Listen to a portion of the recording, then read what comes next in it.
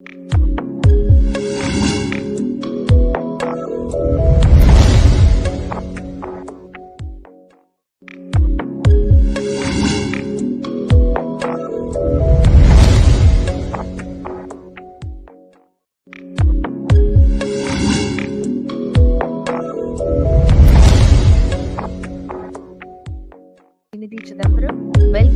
to our corporate health series, where we are aiming to bring you awareness on health and well-being so that you can enjoy a productive and successful journey. We must remember that good health means that all the various organ systems in our body work without disease and in optimal condition.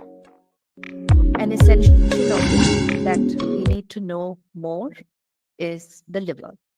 The liver is a vital organ performing hundreds of functions in our body necessary to sustain life. It's also a gland because it makes proteins and hormones that other parts of the body need. It is one of the largest internal organs in the body, and it is a truly amazing organ for two reasons. First, because it has the capacity to regenerate. This means that after an injury or surgery, the liver tissue can grow back. And the second thing is that it's such a workhorse that many a time symptoms of liver disease manifest only much later. So we have to be vigilant and we have to be alert. The liver can be affected by a variety of factors that damage it. Some are infections like viruses or genetic diseases or cancers, but some are also lifestyle oriented, notably alcohol use and obesity. And over time, when the liver is constantly subject to such abuse, there can be severe complications which can be life-threatening. But there are treatments as well that can help in regenerating and getting the liver health back. So today, it is very essential to know all about liver health and liver disease, and also find out what are the specific ways in which we can ensure that our liver health is good. Today, we are doing this to also commemorate World Liver Day. The theme this year is Act, Be Vigilant, Get Regular Liver Checks, and Prevent Fatty Liver Disease. So to discuss this important topic with us, we are honored and delighted to welcome Dr. Ilan Kumaran, Senior Consultant at Apollo Hospitals and Head of the Liver Diseases and Transplantation Unit at Apollo Hospitals, Chennai. Dr. Ilan Kumaran has over 17 years of experience, having performed over 1,500 liver transplants with a high success rate and more than 5,000 complex surgeries related to the liver, biliary, and pancreatic issues. Dr. Ilan Kumaran has a robust educational background with advanced training in various prestigious institutions, including a fellowship at Medanta and multi-organ transplant training at Miami. He specializes in pediatric and adult liver transplants, multivisceral transplantation, and minimally invasive surgical techniques. He's also recognized for his academic contributions and membership in several medical societies.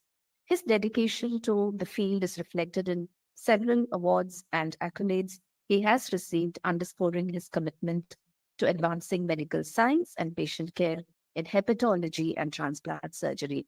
Hello, Dr. Ilan Kumaran. Welcome to our corporate health series. Thank you so much for joining us today. Thank you, Dr. Srinidhi, for very beautifully and eloquently explaining in very short time about everything about liver health, diseases, and the important role that liver plays in our body. And my heartfelt thanks to you for giving me an opportunity to meet all the people through this medium. And I'm sure we can add some information that can help take care of their control of their life and health. And as you rightly said, on the coordinated activity of all the organ systems in the body is very essential. But then as we tend to neglect certain organs. Normally people tend to have a higher awareness about heart diseases and very recently about diabetes, hypertension. But now they very easily forget that liver, which is such an important organ performing so many different functions in the body, can be affected by very simple things like our dietary habits, our lack of activity. These are very simple things which can accumulate injury in the liver in a very small portion. And then finally, when we actually detect and come to know about liver disease, it's already beyond repair and needs very severe treatment. And why this World Liver Day? We all know that this is a time on year we celebrate so many days. We have World Mother's Day, we have World Father's Day, children. It is not as if we don't celebrate our mothers and fathers. But on this one day, we all see that there is so much focused activity. All of us buy gifts, all of us wish our loved ones. So, and similarly, I do think that having a World Liver Day is very important because it gives us an opportunity to have focused activities to help people realize the importance of liver health, the awareness about liver diseases, and finally take necessary action to, like, get a healthy and happy lives. And at Apollo, as we all know, it is not about only treatment of disorders. We all want to improve the health of people. We want people to take charge of their health themselves. And this program, I think, is a very important step. And I'm really very happy to be a part of it. Thank you, Doctor. So let's begin by asking you what are the earliest signs and symptoms that there might be something wrong with your liver? Yeah.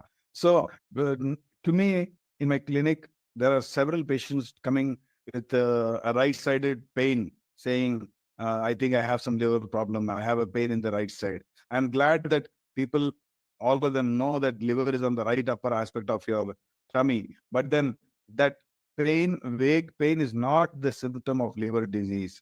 Yeah, sometimes people feel I don't have a proper digestion. They all realize that liver produces a very important digestive enzyme bile, and so they feel a feeling of dyspepsia, a bloated sensation. So they feel digestion is not proper, the liver is not working. That is also not true.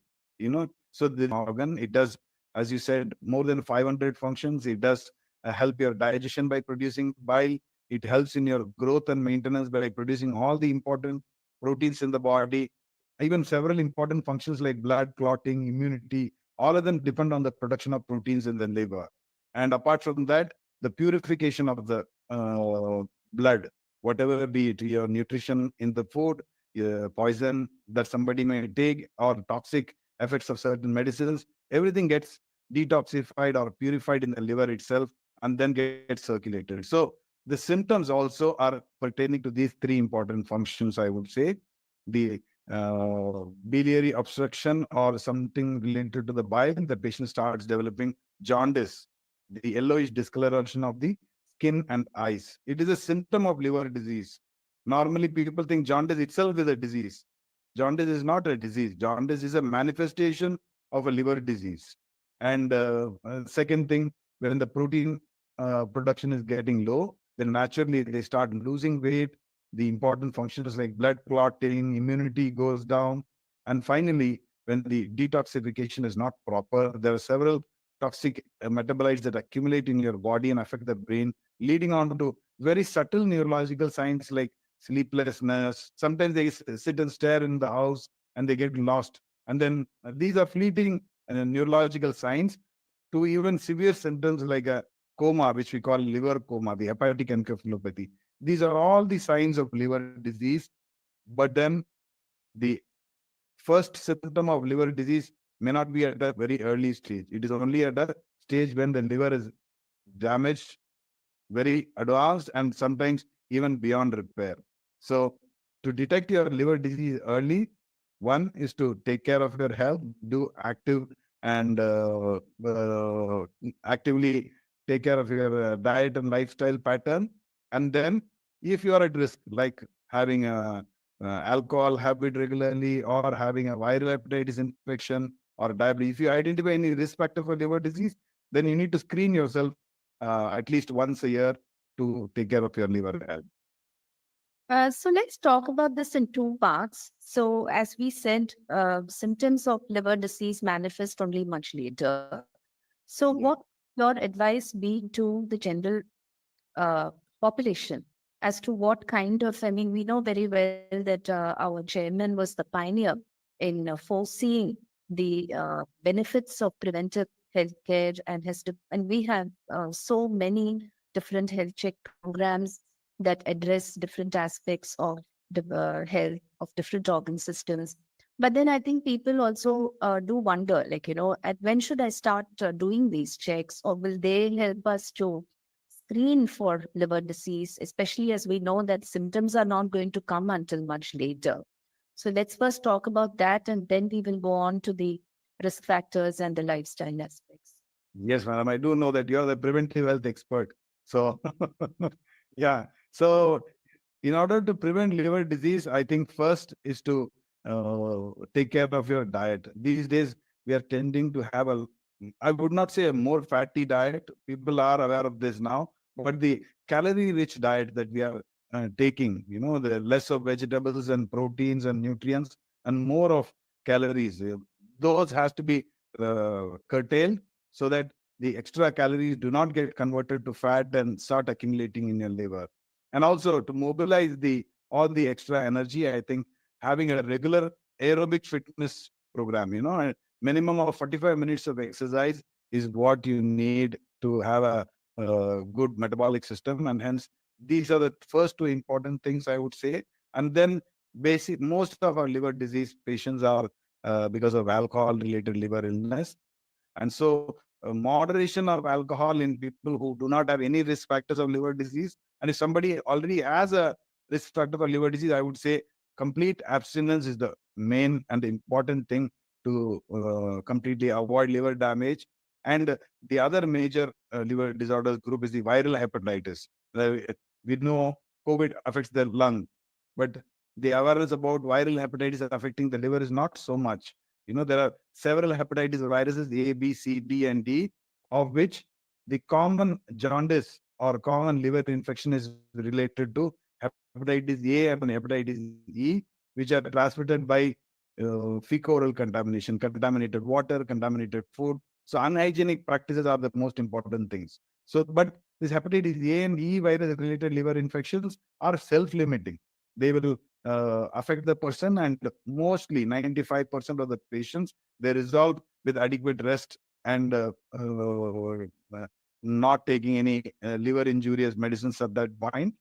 Whereas the other two important viruses, hepatitis B and C, they cannot be completely self-limiting. They can go on to produce liver injury and they can go on to produce liver cancers. So these are the important viruses that we need to create awareness among people. And it's a very important news that hepatitis B, by taking 3 doses of hepatitis vaccines, we can completely prevent the infection, give a lifelong immunity. It's important to know that last 10, 15 years, I think it has been included in the immunization schedule. The children are getting these 3 doses naturally if they are registered with the hospital or a pediatrician. Whereas all these generations before these 10, 15 years, when the vaccines were not included in immunization schedule, are not vaccinated, do not have a natural immunity. So all of them have to take these 3 doses of hepatitis B vaccine, whether you are in a risk group, not risk group. Risk group includes healthcare workers like us. All of us are mandatorily taken this vaccine. We monitor our immunity every 2 to 3 years.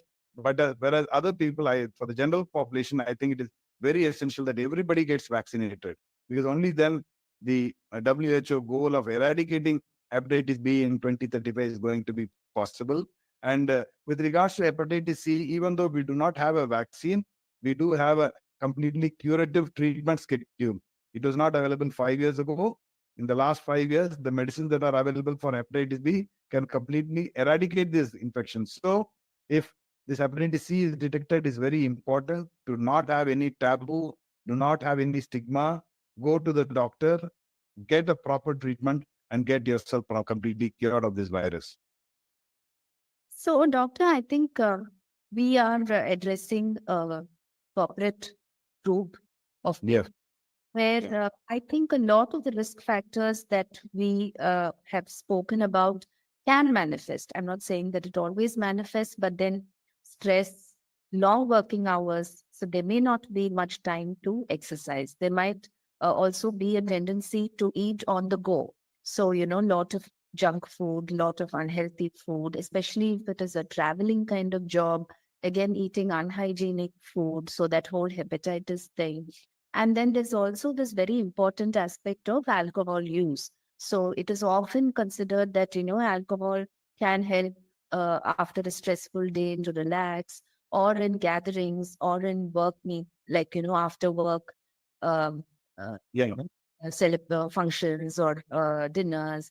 So there is a propensity of all these risk factors affecting this group of people.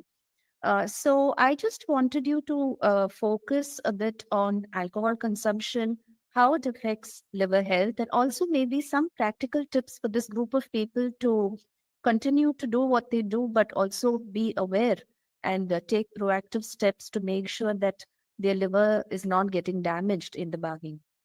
Yeah, I think there are several myths around alcoholism in not just the corporate circle, in every youth and the general public in total. So the commonest thing that I keep hearing is a little amount of alcohol is good for health. Wine is very good for your looks, and beer does not affect your liver, and you cannot suddenly stop drinking. So these are all several things, but I can tell you all of them are none of this is true. None of this is true.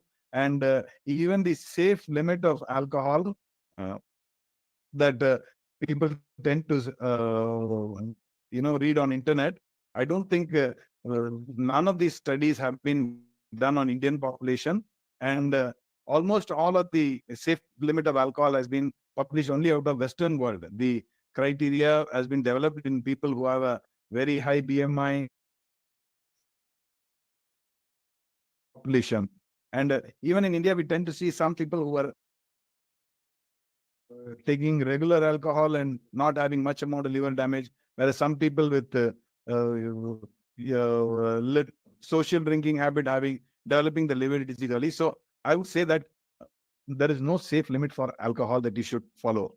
That one or two drink a day. It is very subjective. It is very variable.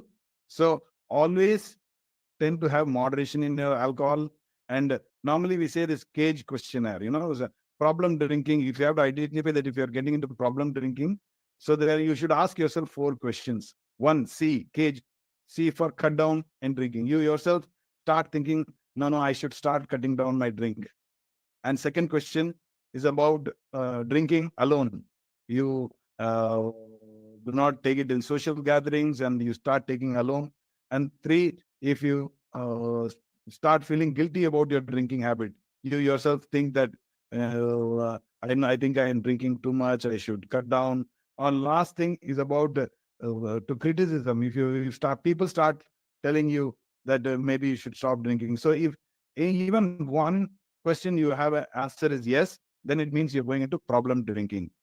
So a problem drinker should completely stay abstinent. Otherwise, I think it is essential to keep alcohol in a very moderate amount and get yourself regularly checked. Even if you are a habit of regular drinking, get yourself ultrasound and LFT reports once in 6 months to screen yourself. And if there is any problem in these reports, then completely stay away from alcohol. And take it from me, definitely wine or beer is not cannot be said that it is good for health and heart. And drinking any of these alcohols is definitely directly injurious to your liver.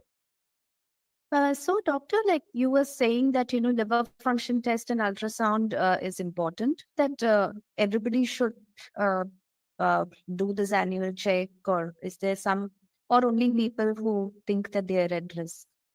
Yeah. So I think we advise people to have a annual health check beyond age of 45 to 50 years if they do not have any risk factors like diabetes or high cholesterol levels or any sort of risk factors. An annual health check is after 50 years is mandatory. And ultrasound and liver check are basic investigations that are part of every health checks, I think, across all the hospitals. But then if somebody has a risk factor for liver disease, like regular alcohol consumption, or if you are diabetic, or if you are obese, extremely obese, waist centimeter more than 90 centimeters itself is a single most important risk factor for fatty liver. So if any one of these are there, then I think every year you need to get the liver screening done. So let's talk a little bit about fatty liver disease because that is the other thing that is kind of getting quite prevalent in our country because there is also this whole non-alcohol related fatty disease which so people also have this thing that okay I don't consume alcohol so I'm kind of fine, my liver is going to be all right. So could you differentiate between these conditions and tell us how these are diagnosed and treated? Yeah, the awareness about alcohol affecting liver is very good. I think everybody knows that alcohol affects the liver and causes things, liver damage, and they can need to do corrective action. But for fatty liver, I think even there is a lot of misconception even among doctors also. As a general practitioner, they do not even know if they have to treat every fatty liver, which fatty liver is going to progress. None of this is still clear. But then last 15, 20 years, so much research has been done that there is now several options for treatment, cure of fatty liver. So, non-alcoholic fatty liver means somebody who does not take alcohol but has excess amounts of fat in the liver. Normally they do not produce any symptoms in somebody who has a fatty liver. Till the liver goes in for damage or anything, they do not have pain, they do not have any sort of symptom. It is detected in an annual health check or when the scan is done for any other problem in the body. So what do we do with this report? I think first step is to see the grade of fatty liver. I would say roughly ultrasound they give as grade 1, 2, or 3. If it is between 15 to 30%, it is grade 1. If it is 30 to 50%, it is grade 2. And it is more than 50% is grade 3. Based on the ultrasound signals, the radiologists are able to give a grading in the fatty liver. And anything beyond grade 1 is an important problem to check further. And the next step is to do a liver function test. The changes in the enzyme levels, where it means that the fatty liver is progressing to a next stage which is called steatohepatitis. There is swelling, there is inflammation in the liver, and hence these patients are a high risk group to progress for liver damage. So these people actually need immediate intervention in the terms of lifestyle change or in most patients, some sort of a pharmacological intervention. They need some medicines also. So I would say for screening yourself, do an ultrasound and liver function test. And based on these reports, you may be advised further imaging, which may include a fibroscan or other tests. And also, apart from lifestyle management, there are also several medications that are available now for the treatment of fatty liver. I also wanted to, before we go on to the treatments, I think I wanted to ask you about also this tendency of people to self-medicate. So there is always this over-the-counter. It's very prevalent in India, so you can literally get any medicine across at a pharmacy. So there is a lot of abuse of medication. So we know that several of them can actually precipitate liver injury. And also the whole aspect of, we have been reading certain studies about herbal supplements as well. So we know that things like giloy and ashwagandha and a lot of these things, there is a lot of talk that they can cause liver damage. So that's another thing which, there is this other group of people who want to be super healthy and kind of stuff themselves with a lot of supplements as well. Yeah. So what is the effect of medication on the liver? Yeah. Like we previously saw, whatever we take goes through the mouth, goes into the liver for detoxification or purification, as you can call it. So, normally with self medication and liver injury, we commonly see are with two main medications, the paracetamol and the lipid lowering drugs. Paracetamol, especially, we see this situation in children where they're going to buy paracetamol and the child has fever, and paracetamol syrup comes in two preparations. One is a double strength one, and one is a single strength. So they get a double strength, and when they say 5 ml, they just tend to give it more, and the frequency may be more. And children who are overdosed with paracetamol during their episodes of fever, which itself may be a cause of the liver disease, these children tend to be pushed into liver failure. And this is a very serious, life-threatening situation that children are put into. So I would strongly discourage people to take over-the-counter medications, especially paracetamol when you have fever and other things without any advice. And the second group is about the lipid-lowering medications.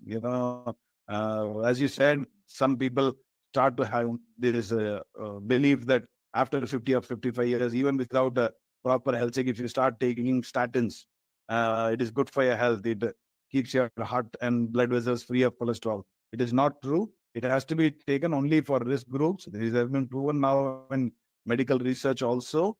And sometimes the dosage also. It is whether it has to be 5 milligram, 10 milligram, 20 milligram, once or twice daily. These are all very important medical decisions and cannot be taken by common public. So these two important medications are what I would say affects the liver in as a when they are self-medicate. Apart from that, the common situation is about the TB medicines. The main thing we got anti-tubercular medicines. Uh, they are directly injurious to the liver, and a lot of our patients come to us with liver injury after taking 1 month or 2 months of TB medicines. So whenever somebody started on a anti-TB medication, they need to serially monitor their liver functions and change the doses accordingly. But apart from this, there is a vast group of medicines, all of which can cause liver injury, which we call as a drug-induced liver injury, not just allopathic medicines, as you rightly pointed out, the alternative medicines, which may be supplements, which may be Siddha medicine, which may be Ayurvedic medicine. And surprisingly, in India, every district has a native treatment center for jaundice. And I think in all these native treatment centers, the cause of jaundice is not evaluated and the seriousness of liver disease is not evaluated. And when such patients take these medicines when they have a seriously dysfunctional liver, it can push them into a life-threatening situation. And definitely, it also has to be strongly discouraged to take any form of alternative treatment for jaundice. I would say every other condition without a proper diagnosis and evaluation, but particularly when somebody is jaundiced, when the liver is already weak, do not take any medications without medical advice. And with regards to general supplements that are being added, the baseline is nothing is proven to be helpful to add to your liver health. I think liver has this amazing regenerative ability. It can heal itself. You don't need to heal it by giving supplements and vitamins from outside. You just avoid injury to the liver can heal itself. That is the important message I want to give you. You take care of your diet, your exercise, your liver will be super healthy. So now we will finally discuss some of the treatments. So when somebody has reached the end stage liver failure, so first of all, I wanted to ask you also, what are the symptoms that need urgent medical attention regarding the liver? Like if you have these symptoms, you need to immediately rush to see the doctor, go to emergency, and then we can discuss what are the treatment options. I think the three important situations I would say is one, when somebody has a jaundice. When your eyes are deeply yellowish in color, the urine is very dark in color, I think you need to immediately see a liver specialist. Second thing is about blood vomiting. In patients with advanced liver injury, the blood pressure in the blood vessels in your tummy, which we call the portal hypertension. It is not the hypertension of your entire body.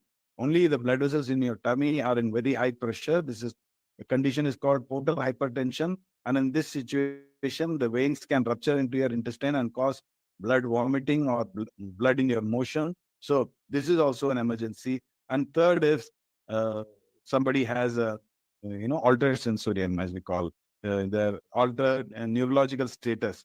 These are the three emergency situations where patients come to us as liver physicians, liver surgeons. Apart from that, the other important signs of liver diseases are that you have bloated tummy because of swelling of fluid, your general ill health with the loss of weight, they become very thin, and finally, they do get multi-system disorders like kidney affected, heart or lung affected. All of these can also be there in a patient with liver disease. So, what would be the options available?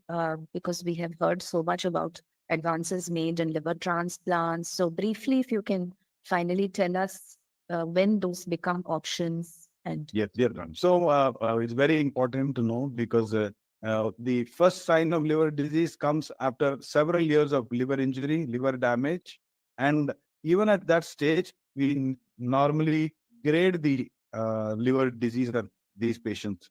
We call that early, intermediate, and advanced. So when they are identified at an early stage, which means only the subtle symptoms of liver injury, like mild jaundice, fluid in the belly, or blood vomiting is detected, most of these patients need only medical treatment.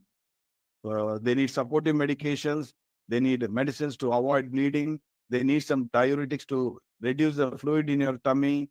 And along with that, if you can continue a good and healthy lifestyle for several years, these patients lead a very active and normal life.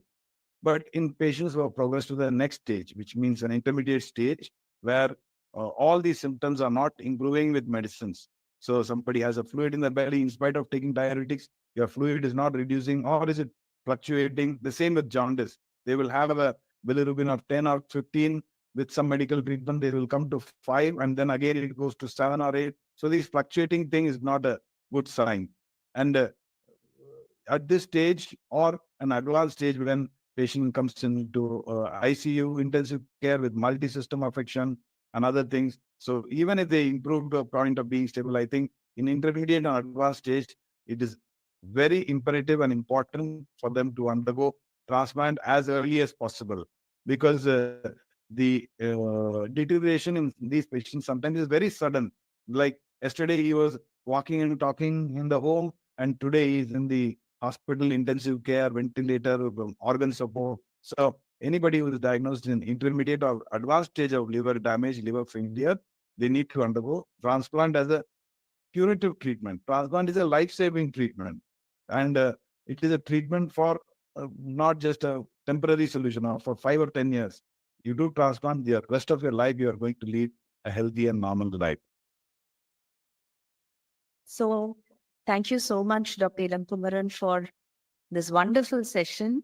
I think you covered all aspects of liver health from beginning to end.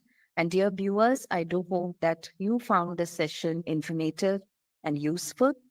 Despite its significance in the human body, we often tend to completely ignore our liver health, leading to quite a bit of people suffering from a range of liver diseases, almost 3.5 billion people at any point of time, including fatty liver disease. And there are annually nearly 2 billion people who die every year with chronic liver diseases. So do not ignore your liver health. World Liver Day is a time for us to pause and reflect on our liver health.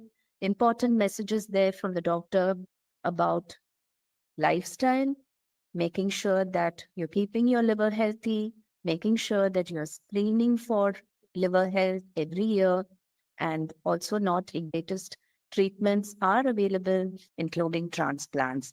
So, making healthier lifestyle choices, incorporating good nutrition, visiting the doctor for regular health checks, all these will definitely help in ensuring maintenance of liver health, detect any liver issue at the earliest, and ensure that all these issues are nipped in the bud.